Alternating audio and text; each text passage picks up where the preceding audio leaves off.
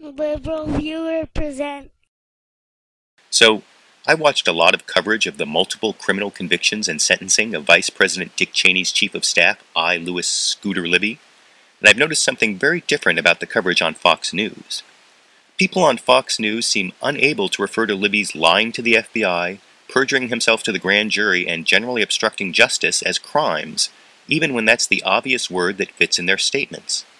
Here's one example from Tuesday's announcement of Scooter Libby's 30-month prison sentence. We got word early this morning that the sentence might be even longer because of the severity of the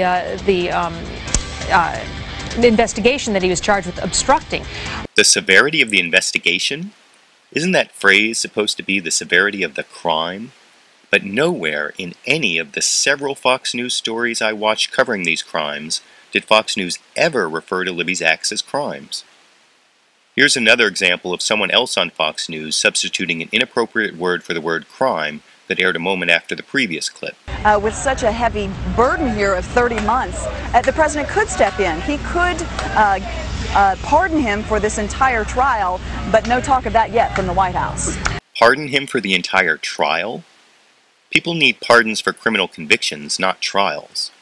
And I was also amazed that Fox News would talk about the burden the sentence placed on the convicted criminal without ever mentioning the burden his crimes placed on the victims, Joe Wilson, Valerie Plame, and especially the American people.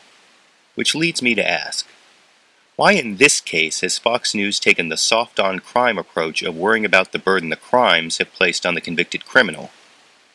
And, based on the clips I just showed, do you think there's a directive to Fox News employees forbidding them from referring to Scooter Libby's crimes as crimes? YouTube, you decide.